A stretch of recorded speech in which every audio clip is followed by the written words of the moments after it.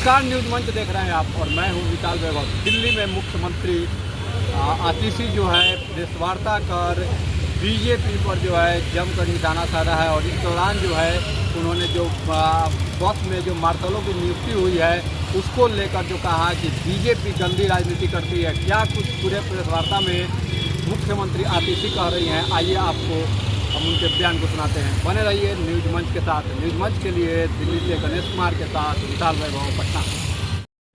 तो वो दिल्ली सरकार के खिलाफ विरोध प्रदर्शन करेंगे। मैं भारतीय जनता पार्टी को और उनके नेताओं को ये कहना चाहती हूं कि बस मार्शलों के साथ अपनी ये गंदी राजनीति करना बंद करो। पूरी दिल्ली, सारे बस मार्शल, सारे civil defence volunteers Bharatiya Janata party की गंदी राजनीति को पहचानते हैं।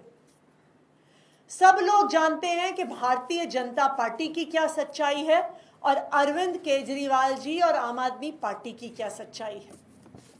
दिल्ली के लोग ये जानते हैं कि अरविंद केजरीवाल वो व्यक्ति हैं, आम आदमी पार्टी की वो सरकार है जिसने 2018 में दिल्ली की महिलाओं को बसों में सुरक्षा देने के लिए 10,000 से ज्यादा बस मार्शल्स को लगाया था।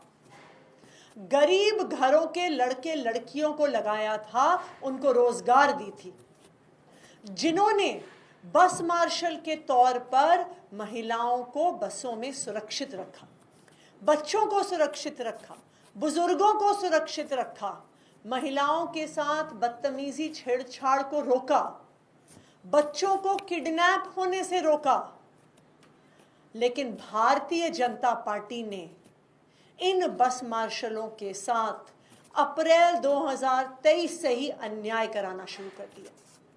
तो एक तरफ आम आदमी पार्टी है, एक तरफ अरविंद केजरीवाल जी हैं जिन्होंने इन 10,000 बस मार्शलों को नौकरी दी, और दूसरी तरफ भारतीय जनता पार्टी है जिसके अफसरों ने अप्रैल 2023 से इन बस मार्शलों की तनख्वाह रोक ली और मार मार फाइलों पे लिख के भेजा कि बस मार्शलों को निकाल दो, बस मार्शलों को निकाल दो।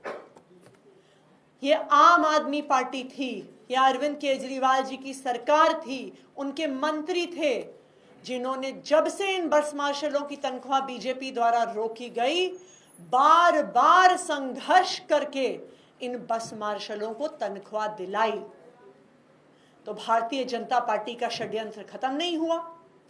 जब बस मार्शलों को तनख्वाह मिल गई तो फिर भारतीय जनता पार्टी ने एक षड्यंत्र रचकर अक्टूबर 2023 में इन 10,000 बस मार्शलों को अपनी नौकरी से निकाल दिया।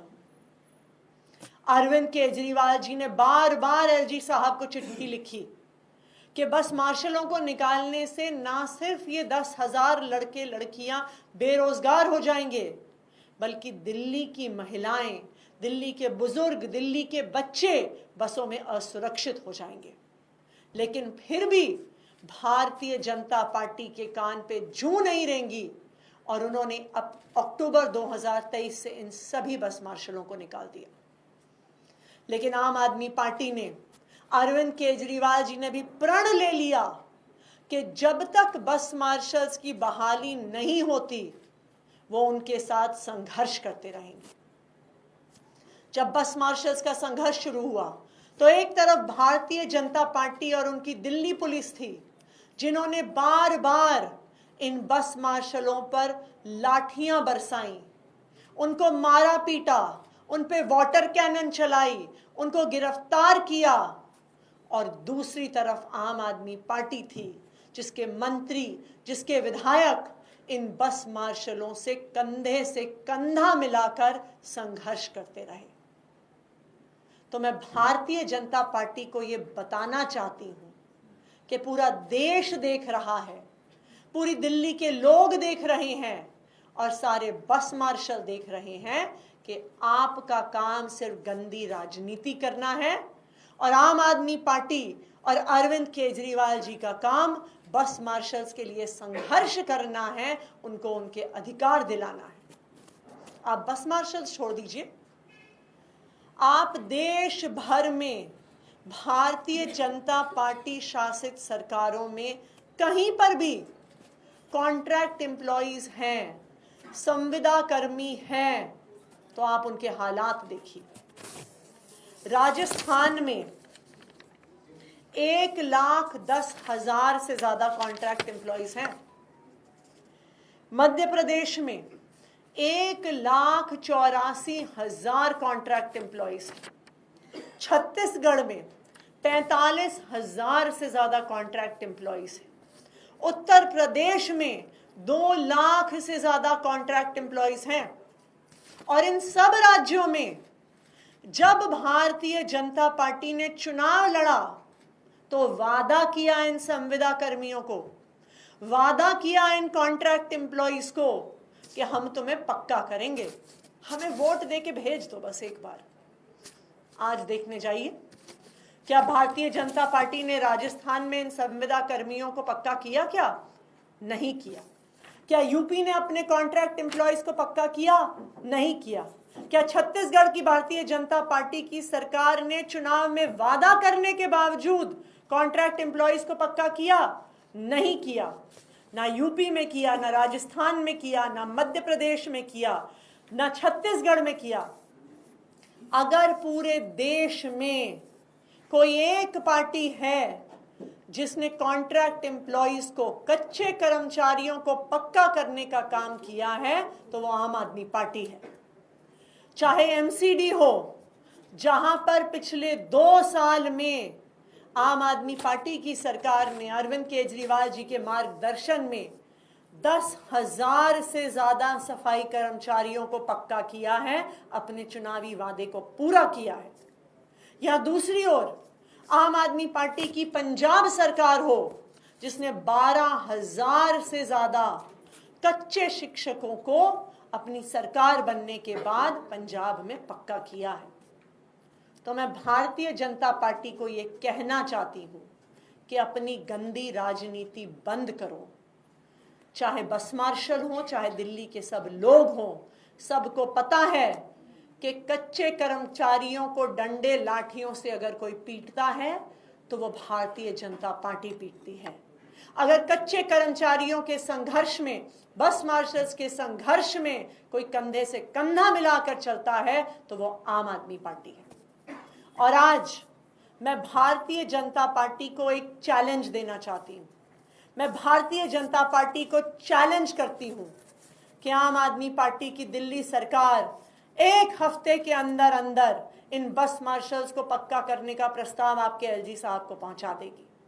तो मैं भारतीय जनता पार्टी को ये चैलेंज देती हूं कि वो उसके 1 हफ्ते बाद उस प्रस्ताव को पक्का करवा दें और बस मार्शलों की नौकरी पक्की करवा दें।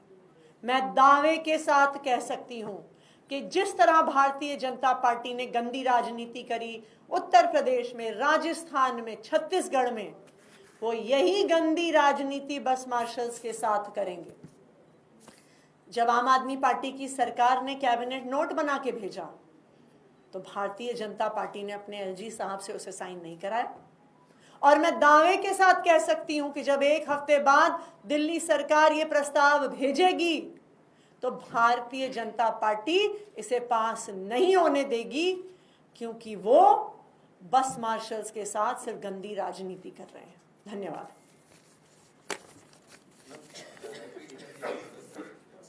थोड़ा सा क्लियर कर दीजिए, क्योंकि जो एम्प्लॉयज 4 महीने की उनको नौकरी मिली थी, उसको लेकर भी ये कहा जा रहा था कि वो प्रस्ताव, क्योंकि एलजी ने भी चिट्ठी आप लोगों को लिखी।